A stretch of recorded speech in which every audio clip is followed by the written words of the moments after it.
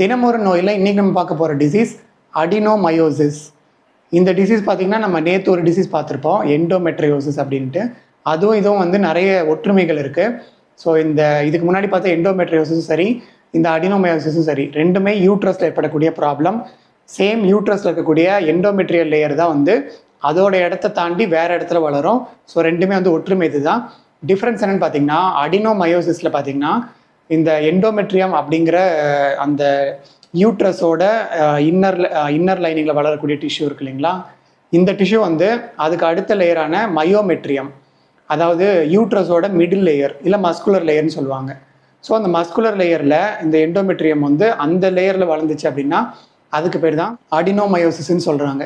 இதே அது வந்து ஓவரிலேயோ இல்லை ஃபேலோப்பியன் டியூப்லேயோ இல்லை வேறு ஒரு பகுதிகளில் வேறு ஆர்கனில் போய் வளர்ந்துச்சுன்னா அது எண்டோமெட்ரியோசிஸ். பட் யூட்ரஸ்லேயே வந்து அதுக்கு பக்கத்து லேயரில் போய் வளர்ந்துச்சு அப்படின்னா அதுக்கு பேர் தான் அடினோமயோசிஸ். ஸோ இதுதான் இது ரெண்டுத்துக்குமான டிஃப்ரென்ஸு. ஸோ இந்த வேர்டெல்லாம் பாருங்கள், எண்டோமெட்ரியோசிஸ், அடினோமயோசிஸ் ரெண்டையும் பார்த்தீங்கன்னா சிஸ்ன்னு முடியுதா.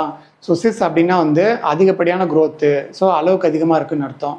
அதை புரிஞ்சுக்கணும். இந்த அடினோமயோவில் மயோ அப்படின்னாலே அது வந்து மஸ்குலர் லேயர், மிடில் லேயருங்கிறத புரிஞ்சுக்கணும்.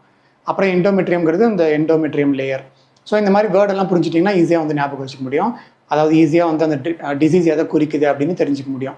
அப்புறம் இந்த எண்டோமெட்ரியோசிஸ் மாதிரியே தான் அடினோமயோசிஸோட சிம்டம்ஸும் வந்து இருக்கும். லைக் இதுலேயும் பார்த்தீங்கன்னா இந்த எண்டோமெட்ரியல் லேயர் வந்து அதிகப்படியாக இருக்கிறதுனால எண்டோமெட்ரியோசிஸை விட அடினோமயோசிஸில் யூட்ரஸ் வந்து திக்காகவும் பெருசாகவும் மாறிடும். அதோட நார்மல் சைஸை விட டபுள் ட்ரிப்பிளாக கூட மாறும்னு சொல்லியிருக்காங்க. ஸோ என்லார்ஜ்டு யூட்ரஸ் வந்து பார்க்க முடியும். இதனால் வந்து பீரியட் அப்போ பார்த்திங்கன்னா ஹெவி மென்ஸ்ட்ருவேஷன் இருக்கும் அண்ட் ஆல்சோ பெயின்ஃபுல் மென்ஸ்ட்ருவேஷன் இருக்கும். இதை தவிர பார்த்திங்கன்னா ஸ்டொமக் கிராம்ப்பு, அப்டாமினல் பெயின் இதெல்லாம் வந்து ப்ரீவியஸாக நம்ம பார்த்த டிசீஸும் இதுக்கும் காமன் தான். அண்ட் இன்னொன்று பார்த்திங்கன்னா பெயின் டியூரிங் இன்டர்கோர்ஸ், அதுவும் வந்து இதில் பார்க்க முடியும்.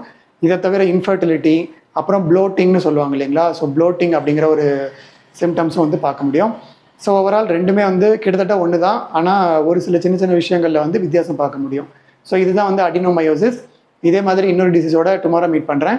அண்ட் இதே மாதிரி வீடியோஸ் ரெகுலராக பார்க்குறதுக்கு சேனலை ஃபாலோ பண்ணிக்கோங்க.